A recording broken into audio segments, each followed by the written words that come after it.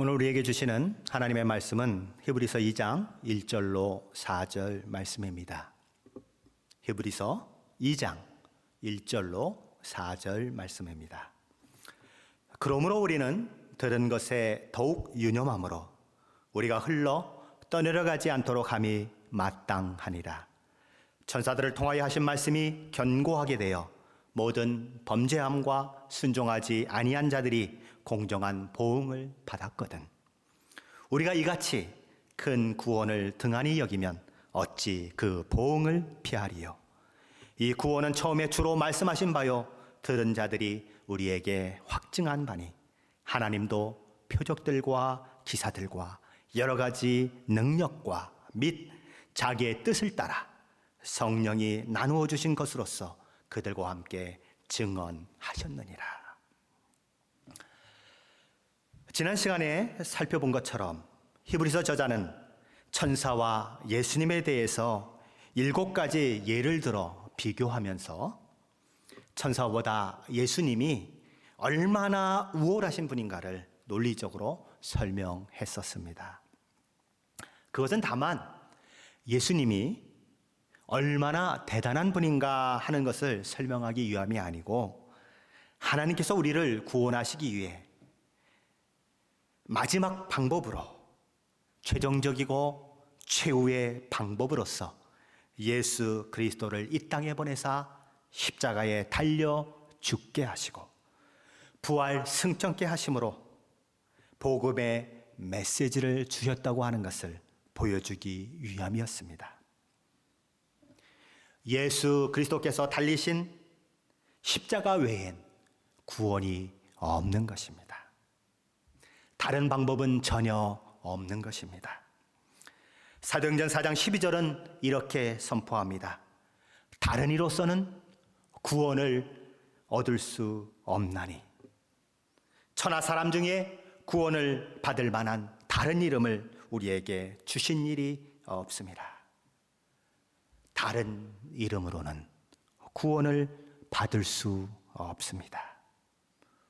우리를 구원하는 다른 이름은 없는 것입니다. 십자가에 달려 죽은 예수 그리스도 이외에는 없는 것입니다. 아무것도 없는 것입니다. 그러므로 우리에게 들려진 복음의 진리는 결코 가볍게 취급되어서는 안 되는 것입니다. 죽느냐 사느냐 하는 문제가 거기에 달려있기 때문입니다.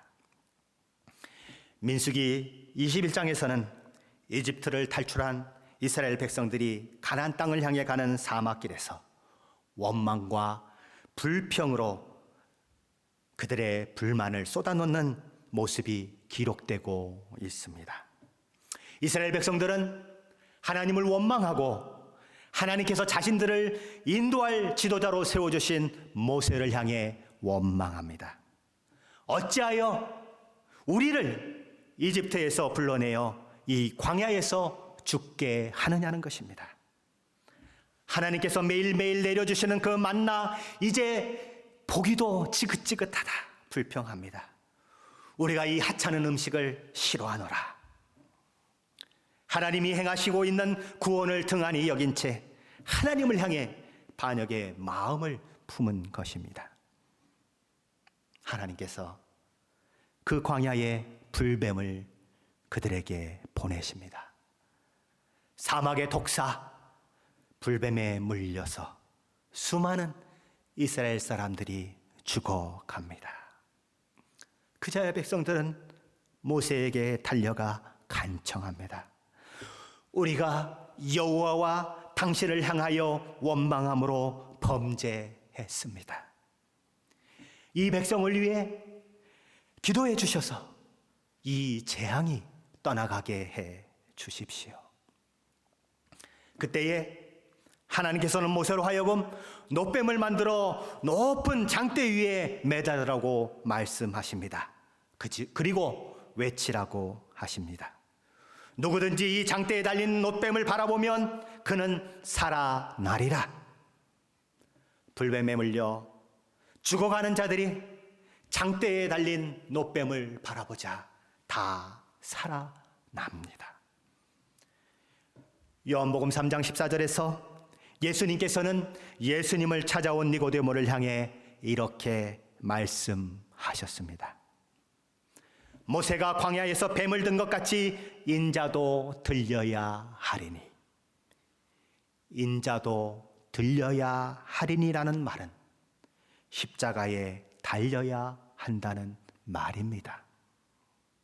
죄로 인해 죄의 결과로 죽음에 이른 죄인된 우리를 살게 하기 위해서 내가 십자가에 달려야 하리라, 그 말씀을 하신 것입니다. 고린도전서 15장 55절로 56절은 이렇게 선언합니다. 사망아, 너의 승리가 어디 있느냐? 사망아, 내가 쏘는 것이 어디 있느냐? 사망이 쏘는 것은 죄요, 죄의 권능은 율법이라. 무엇 때문에 우리에게 사망이 왔느냐? 무엇이 우리로 하여금 하나님의 은혜와 사랑을 누리지 못한 채 사망에 이르게 하느냐? 죄 때문이다. 그럼 죄가 무엇이냐? 하나님의 말씀 듣기를 거부하고 하나님의 말씀에 불순종하는 것이 죄다, 그 이야기입니다. 하나님의 말씀을 거부하고 죄를 지은 인생은 불뱀에 물린 이스라엘이 사망에 이른 것처럼 사망에 이를 수밖에 없다. 그것이 이 메시지의 초점입니다. 이스라엘 백성은 불뱀에 물려 죽어가다가 장대에 높이 달린 노뱀을 보고 살아났습니다. 우리도 마찬가지입니다. 우리는 다 죄인입니다. 그러기에 우리는 예수 그리스도의 십자가를 바라봐야 그 죄로부터 구원을 받고 생명을 얻을 수 있는 것입니다. 우리가 다 죄인이라고 하는 말을 던지게 되면 어떤 분들은 이렇게 반문합니다. 내가 왜 죄인입니까? 내가 왜 죄인이냐고 이야기하는 것, 그런 반문을 하는 것 자체가 그렇게 반문하는 사람이 죄인임을 증거하고 있는 것입니다. 하나님을 향해서 반역의 마음을 품는 것, 하나님의 뜻을 아랑곳하지 않고 살아가는 것, 하나님이 의인은 없나니 하나도 없다고 선포하셨음에도 불구하고 나는 죄인이 아니라고 하며 하나님의 은혜의 자리로 나아가지 않는 것, 그것은 죄인의 특징 중에 특징인 것입니다. 그러므로 모든 죄인들은 결코 사망을 피할 수 없습니다. 그러나 그런 죄인된 우리가 십자가에 달리신 예수 그리스도를 믿고 바라보게 되면 살아나게 될 것입니다. 십자가를 바라보는 자, 그 십자가에 달린 예수 그리스도를 통해 구원을 얻게 되는 것이고 그것이 거듭난다고 하는 것의 의미다라고 예수님을 찾아온 니고데모에게 예수님이 말씀하신 것입니다. 노뱀을 바라본 자가 살아난 것처럼 십자가에 달린 예수 그리스도를 바라보며 믿고 자신의 죄와 허물을 회개하고 나아가는 자는 다시 살아난다는 것입니다. 이어지는 요한복음 3장 18절은 이렇게 말씀하고 있습니다. 그를 믿는 자는 심판을 받지 아니하는 것이요 믿지 아니하는 자는 하나님의 독생자의 이름을 믿지 아니하므로 벌써 심판을 받은 것이니라. 우리가 구원을 얻어 영원한 생명에 이르느냐 아니면 하나님의 심판을 받아 영원한 멸망에 처해지느냐 하는 것이 어디에 달려 있습니까?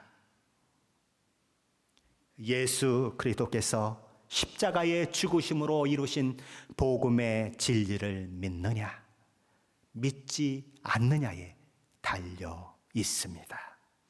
그러므로 우리는 들은 것에 더욱 유념함으로 우리가 흘러 떠내려가지 않도록 함이 마땅하니라 하는 이 경고의, 이 권고의 말씀에 우리는 귀를 기울여야만 하는 것입니다. 그래야 생명을 얻게 되는 것입니다. 오늘 우리가 살고 있는 이 시대는 진리에 대해서 별로 관심을 가지지 않는 시대입니다. 사람들은 절대 진리, 불변의 진리라고 하는 것을 인정하지 않습니다. 특별히 기독교에만 구원이 있다는 것에 대해서는 사람들은 입에 거품을 물며 반대합니다. 독선적이다, 오만하다, 심지어 옹졸하다 갖은 조롱 섞인 말들로 우리 기독교를 향해 사람들은 공격을 퍼붓습니다. 그러나 성경은 단호히 선언합니다. 요한복음 14장 6절 말씀입니다. 예수께서 이르시되 내가 곧 길이요 진리요 생명이니 나로 말미암지 않고는 아버지께로 올 자가 없느니라. 그럼 너희 기독교에만 구원이 있단 말이냐? 그렇고 말고요. 우리 예수님이 직접 말씀하신 말씀이라고요. 내가 곧 길이요 진리요 생명이니 나로 말미암지 않고는 아버지께로 올 자가 없느니라. 그러기에 히브리서 저자의 간절한 권면이 오늘 우리에게 전해지고 있는 것입니다. 그러므로 우리는 들은 것에 더욱 유념함으로 우리가 흘러 떠내려가지 않도록 함이 마땅하니라. 그러면서 히브리 저자는 오늘 저희가 읽은 본문 2절로 4절을 통해서 이 권면의 말씀을 우리가 심각하게 받아들여야 할 이유를 세 가지로 설명해 주고 있습니다. 첫 번째 이유는 2절과 3절 상반절을 통해 전해집니다. 천사들을 통하여 하신 말씀이 견고하게 되어 모든 범죄함과 순종하지 아니한 자들이 공정한 보응을 받았거든 우리가 이같이 큰 구원을 등한히 여기면 어찌 그 보응을 피하리요. 여기 천사들을 통하여 하신 말씀이라고 하는 것은 옛 언약 율법을 말하는 것입니다. 천사를 통해 주어진 율법도 그것을 거스르고 순종하지 않은 모든 행위에 대해서 공정한 보응을 받았다는 것을 너희가 잘 알지 않느냐. 그런데 하나님의 독생자이신 아들 예수 그리스도를 통해 말씀하신 구원을 너희가 등한히 여긴다면 그 결국이 어떻겠느냐.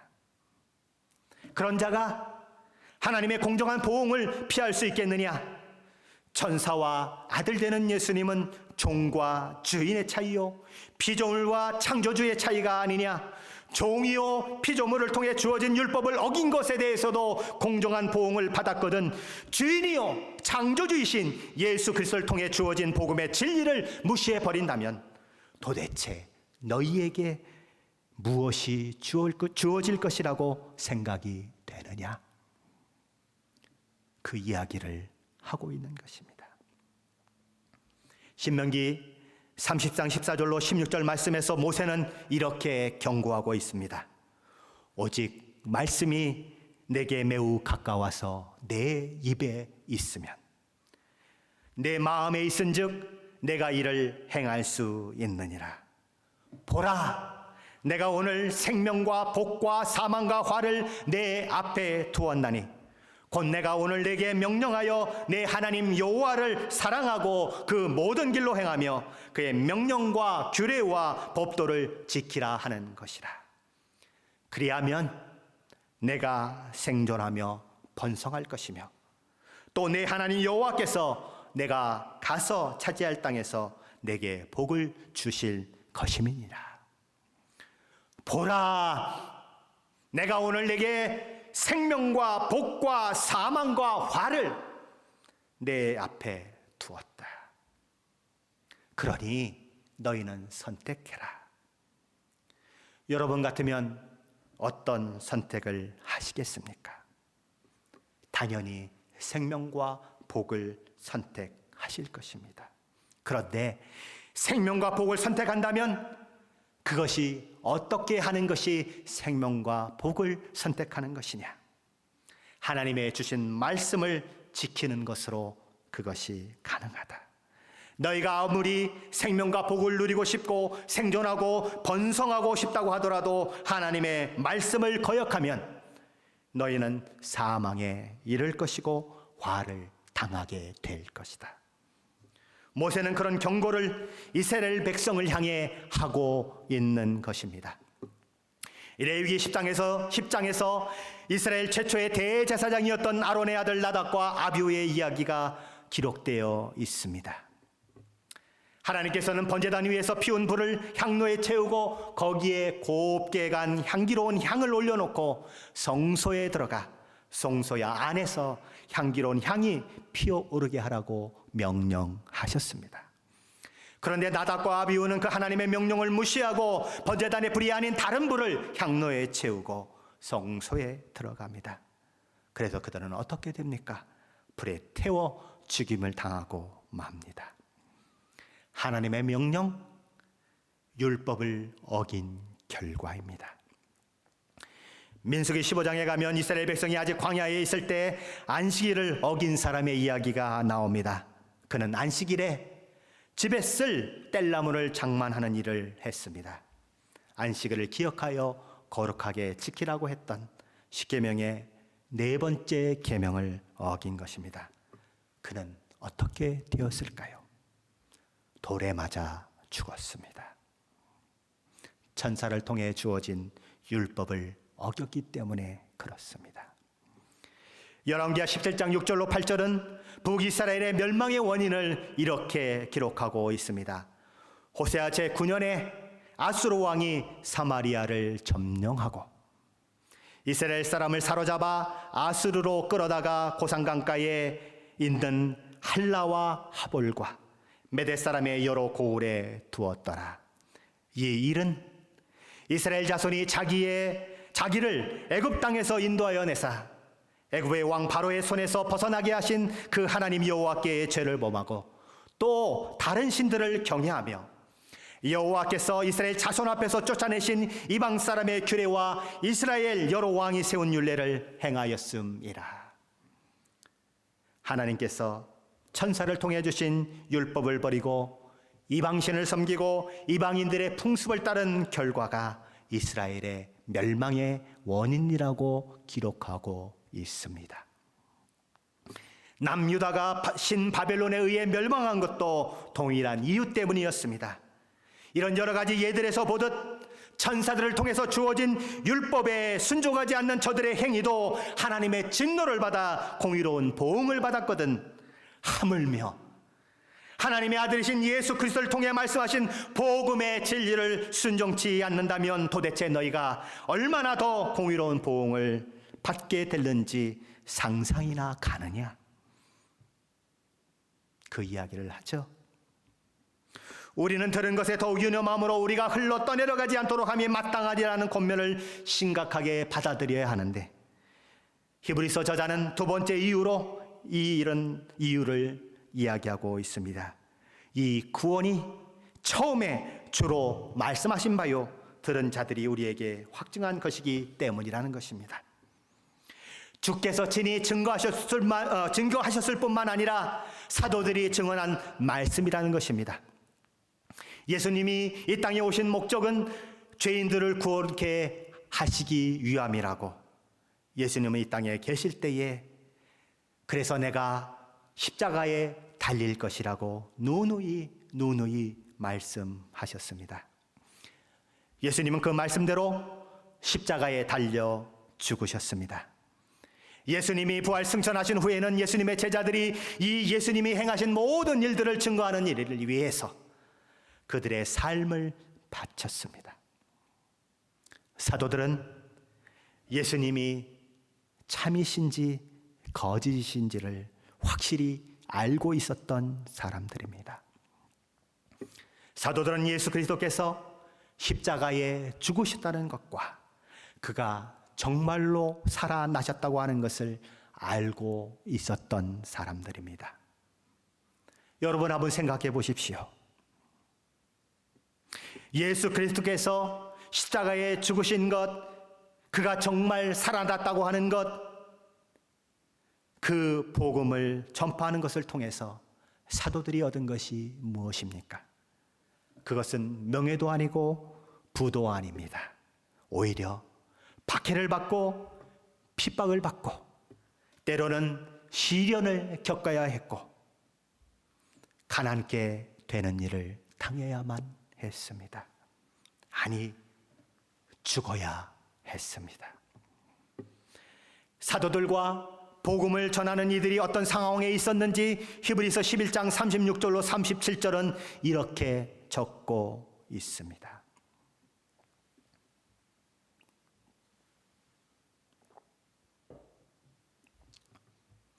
또 어떤 이들은 조롱과 채찍줄뿐 아니라 결박과 옥에 갇히는 시험도 받았으며 돌로 치는 것과 톱으로 켜는 것과 시험과 칼로 죽임을 당하고 양과 염소의 가죽을 입고 유리하여 궁핍과 환난과 확대를 받았으니 우리 믿음의 선조들은 믿음 때문에 조롱당하고 채찍질 당하고 결박당하고 옥에 갇히고 그것도 모자라 돌로 침을 받고 톱으로 켜서 죽임을 당하고 각종 시험과 칼로 죽임을 당하고 가진 핍박으로 인해서 정든 고향을 떠도는 사람들이 되었습니다. 그들이 믿었던 것이 무엇이었으며 그들이 전한 것이 무엇이었습니까? 십자가에 달려 죽은 예수였습니다. 너희를 구원할 다른 이름은 없다. 오직 예수님만이 너희의 구원자이시다. 그것이 그들이 고백하는 믿음이었고 그들이 전달하고자 했던 믿음의 핵심이었습니다. 그들은 그 메시지 때문에 가진 고문을 견뎠습니다. 아니, 죽음조차도 마다하지 않았습니다. 만일 그들이 알고 있는 예수, 그들이 믿고 있는 예수님에 관한 사실이 거짓이었다면 그들은 절대 그렇게 고문을 견뎌내거나 가진 핍박과 고난을 넘어설 수 없었을 것입니다. 그 모든 것들이 거짓이었다면 그들은 목숨을 내놓는 그 일은 전혀 하지 않았을 것입니다. 그것이 진실이었고 그것이 사실이었기에 그들은 그 모든 고난과 역경을 견뎌내고 죽음조차도 담대하게 맞이할 수 있었습니다. 진리가 아닌 것을 위해서 누가 죽겠습니까? 진리가 아닌 거짓을 위해서 누가 죽겠습니까? 그러니 이 구원의 메시지, 복음의 메시지를 그냥 흘러 떠내려보지 말아야 한다, 그것입니다. 우리는 들은 것에 더 유념함으로 우리가 흘러 떠내려가지 않도록 함이 마땅하니라는 권면을 심각하게 받아들여야 하는 세 번째 이유는 이 구원의 복음의 확실함을 드러내시고 이 구원의 복음을 통해 수많은 영혼들이 구원에 이르게 하시기 위해서 하나님이 친히 표적들과 기사들과 여러 가지 능력과 성령의 나타나심을 통해 증언하셨다는 것입니다. 복음을 이야기하다 보면 많은 사람들이 나보고 예수님이 처녀 몸에서 탄생했다고 하는 것을 믿으라는 말입니까? 되묻곤 합니다. 그가 소경의 눈을 뜨게 하시고 그가 이미 죽어서 냄새가 나는 자를 향하여 그가 누워있는 무덤을 향하여 나와라 명령하니 그가 살아나서 나왔다는 것을 나보고 믿으라는 것입니까? 반문합니다. 그러면 저는 그런 분들을 향해 이렇게 되물어보고 싶습니다. 저같이 평범한 사람이 여러분 앞에 나타나서 내가 여러분의 구원자입니다. 내가 여러분을 구원해낼 메시아입니다 라고 이야기한다면 여러분은 믿으시겠습니까? 아마도 제가 여러분의 구원자라고 하면 여러분들은 전부 저를 미쳤다고 할 것입니다. 나사렛 촌구석에서 탄생하신 예수님을 사람들은 아무도 믿으려 하지 않았습니다. 우리 주님께서 내가 하나님의 아들이다, 메시아다 그렇게 얘기했더니 그 형제들조차도 저가 미쳤다 그러면서 예수님을 잡아다가 집으로 데려가려고 했습니다. 사람들은 나사렛촌에서 무슨 선지자가 나겠느냐고 비아냥거렸습니다. 그러나 하나님께서 우리 주님을 통해 수많은 기적들을 베풀어지게 하시고 우리 주님을 통하여 수많은 병자들이 고침받는 일들이 일어나게 하시고 여러 가지의 표적들을 나타나게 하시자 상황이 달라졌습니다. 우리 주님을 주라 부르는 자들, 하나님의 아들이라 부르는 자들, 메시아라 부르는 자들이 점점 많아졌습니다. 하나님께서는 수많은 기적을 통해 우리 주 예수께서 하나님의 아들이시요 우리를 구원하러 이 땅에 오신 구세주이심을 만천하에 드러내셨습니다. 그것만이 아닙니다. 예수님께서 부활 승천하신 이후에 이 땅에 남아있는 제자들을 통해서도 수많은 기적들이 일어나게 하심으로써 이들이 전하는 복음의 메시지가 하나님께서 친히 주신 메시지임을 증언하셨습니다. 그것이 사도행전을 통해 증언되고 있습니다. 베드로 사도와 요한 사도가 성전에서 구걸하던 나면서 못 걷게 된 자를 향해 은과 금은 내게 없거니와 내게 있는 것으로 내게 주노니 나사렛 예수 그리스도의 이름으로 일어나 걸어라 명령하면서 오른손을 잡고 일으키니 그가 걷게 되는 놀라운 일이 일어났습니다. 요바에서는 선행과 구제를 많이 했던 다비다라고 하는 여제자가 죽었습니다.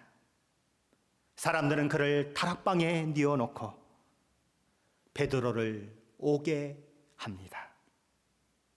베드로가 그 집에 들어오자 과부들은 다비다가 생전에 살아있을 때에 자기들을 위해서 손수 만들어준 속옷과 겉옷을 가리키며 베드로 곁에 서서 웁니다. 통곡합니다. 베드로가 사람들을 내보내고 무릎을 꿇고 기도합니다. 그러곤 시체를 향해서 말하죠. 다비다야 일어나라. 그러자 죽은 다비다가 눈을 뜨고 일어납니다. 고넬료라고 하는 사람은 천사의 말을 듣고 베드로를 청해 복음을 들음으로 구원에 이릅니다.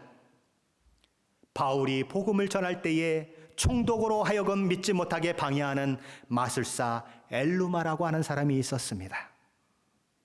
바울이 그를 향해서 이렇게 얘기합니다. 내가 맹인이 되어 얼마 동안 못 보리라. 그 말을 하자 즉시 그의 눈이 멀어서 앞을 보지 못하는 상황이 일어납니다. 바울과 실라는 복음을 전하다 갇혔던 날 밤에 찬송하고 기도하다가 옥토가 흔들리고 묶인 줄이 풀어지고 옥문이 열리는 것을 경험하게 됩니다. 간수가 잠깐 졸다가 일어나 보니까 옥문은 다 열려 있고 이제 보니까 이 죄수들이 다 도망갔겠구나.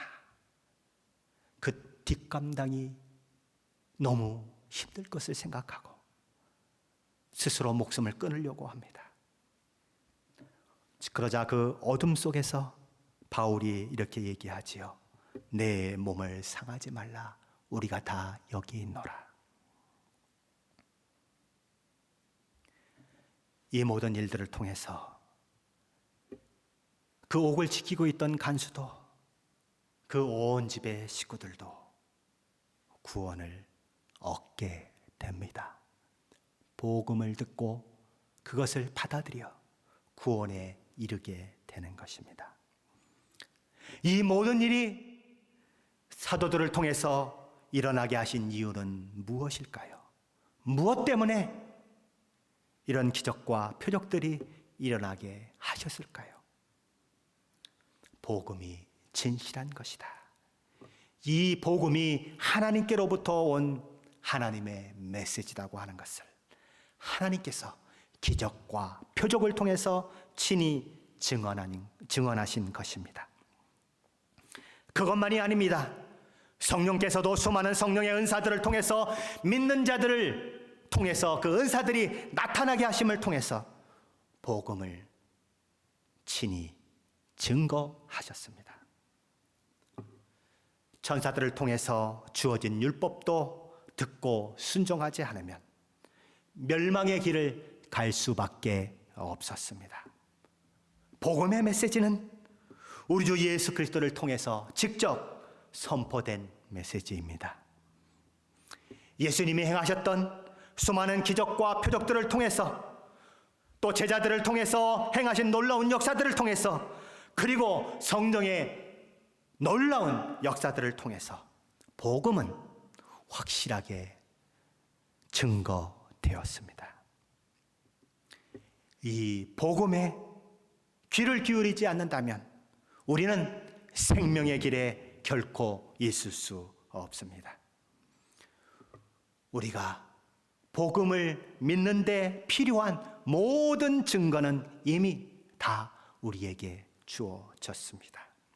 그러니 이제 남은 것은 우리의 선택밖에 없습니다. 요한일서 5장 11절로 12절은 이렇게 선포하고 있습니다. 또 증거는 이것이니 하나님이 우리에게 영생을 주신 것과 이 생명이 그의 아들 안에 있는 그것이라. 아들이 있는 자에게는 생명이 있고 아들이 없는 자에게는 생명이 없느니라. 아들이 없는 자에게는 생명이 없는 것입니다. 그래서 우리 주님께서 여러분의 마음의 문을 지금 두드리고 계신 것입니다. 문 열어다오. 문 열어다오. 내가 들어가게 문 열어다오. 내가 내 안에 들어가서 너의 주인이 되고 너를 통하여 하나님의 놀라운 일들을 이루기를 원한다. 아들이 그 속에 있어야, 아들이 그 안에 있어야, 아들이 우리 안에 있어야 생명이 있는 것입니다. 그래서 오늘도 예수님은 저와 여러분의 마음을 향하여 두드리며 문 열어다오, 문 열어다오 말씀하시는 것입니다.